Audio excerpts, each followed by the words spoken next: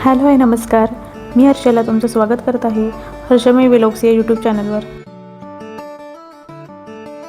चुलीवरची मिसळ, पेरूची वाडी या ठिकाणी जाऊन आल्यानंतर आम्ही संध्याकाळी अक्षरधाम श्री स्वामीनारायण मंदिर येथे व्हिजिट केलं।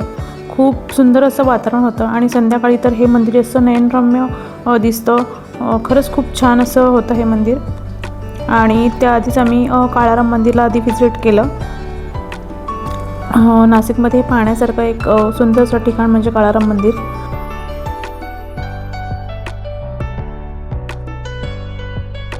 सो तुम्ही बघू शकता इकडे छान असं दगडी काम केलेलं आहे, सुंदर असं कोरीव काम केलेलं आहे आणि खूप पुरातन काळातील हे मंदिर आहे काळाराम मंदिर।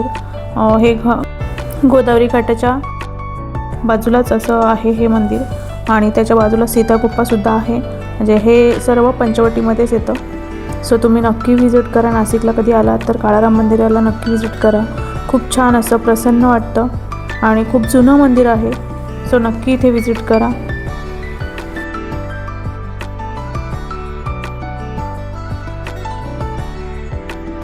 नॉर्मली पण इकडे खूप गर्दी असते, म्हणजे वीक डे सोडून सुद्धा खूप गर्दी असते, कारण हे खूप जुनं आणि खूप असं ओल्ड असं मंदिर आहे। त्यानंतर आम्ही आलो सीता गुफा पाहण्यासाठी, पण इकडे मोबाईल अलाउड नसल्यामुळे मी आतमध्ये काही मोबाईल घेऊन गेली नव्हती। सो मला जास्त काही शूट करायला मिळालं नाही, पण तुम्ही सीता गुफासुद्धा नक्की पहा।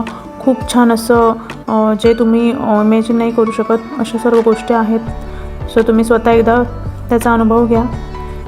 खरंच पूर्वीचे म्हणजे जे काही होतं आपलं पुरातन सीतेमातेचे सर्व जी गुफा होती ती तिची भांडे वगैरे सर्व सामान सीतेसुद्धा तिथे एक म्युझियम म्हणून स्टोअर केलेलं आहे। सो तुम्ही ते बघू शकता। आणि हे सर्व अक्षरधामचं जे काही बघत आहात ते अक्षरधाम येथील आहे। ही शंकराची मूर्ती।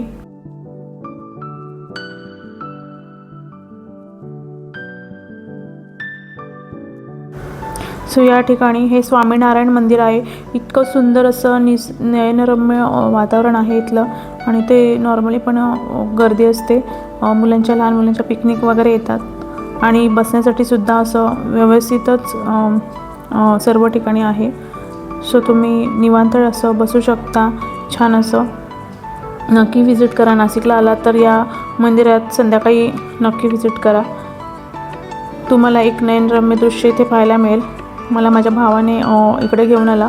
ॲक्च्युली तो नाशिकमध्येच राहत असल्यामुळे त्याला हे माहिती होतं। सो संध्याकाळी आम्ही सीता गुफा आणि काळाराम मंदिराला गेल्यानंतर आम्हाला तो इथे घेऊन आला आणि खरंच आम्ही त्याला थँक्स म्हणू, कारण त्यांनी इतकं सुंदर ठिकाण आम्हाला दाखवलं।